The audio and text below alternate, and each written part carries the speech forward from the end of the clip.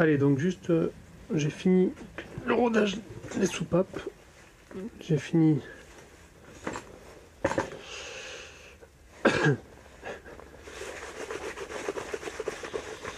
Donc j'ai fini de fraiser tous les sièges, de les roder, les soupapes. J'ai fait déjà des tests d'étanchéité, puis j'ai renouvelé un peu de travail dessus pour certaines soupapes qui n'étaient pas complètement étanches. Et donc là, juste, c'était pour vous faire voir le test que je fais pour l'étanchéité des soupapes. Donc en fait, ce qu'il faut faire, en tout cas ce que je fais de mon côté, c'est que je mets un peu de... donc deux possibilités, soit un peu d'essence sur la soupape elle-même, de façon à voir si en injectant un peu d'air par l'échappement par exemple, il y a des bulles ou pas.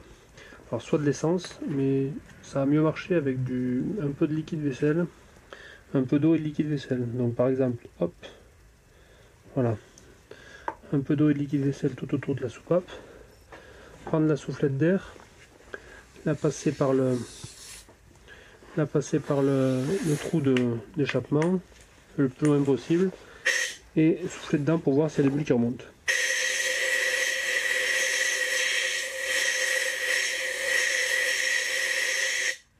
Voilà, donc là il n'y a pas de bulles qui remontent. Il y en a des gens qui disent qu'il faut pas du coup l'étanchéifier parce que sinon la pression du compresseur est un peu forte par rapport à la résistance du ressort qui vient tirer la soupape. Donc du coup il vaut mieux juste injecter de l'air pour vérifier s'il y a une fuite comme grossière ou pas. Donc c'est ce que j'ai fait moi de mon côté. Par contre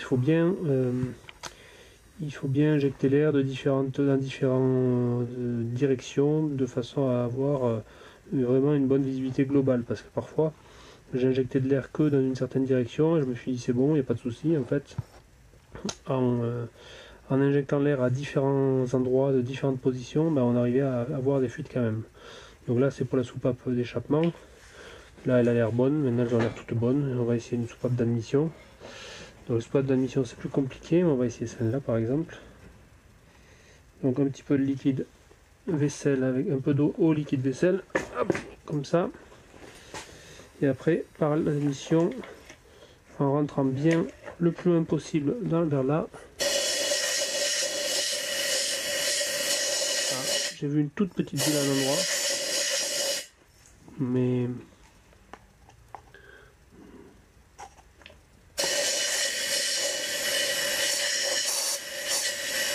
bon, c'est là, c'est rien. Donc voilà, en faisant comme ça sur toutes les soupapes, du coup j'ai repéré que j'avais encore quelques petites, une fuite ou deux, donc j'ai repris la culasse, j'ai ressorti les soupapes concernées, refraisé un petit peu la surface et re-rodé, de façon à avoir une étanchéité sur toutes les soupapes. Donc bien sûr la culasse n'a pas été touchée, je l'avais vérifié, elle était plane, les sièges de soupape ont juste été fraisés par mes soins et je ne les ai pas remplacés, et les soupapes sont les soupapes d'origine aussi. J'ai pas voulu faire de frais sur ce tracteur.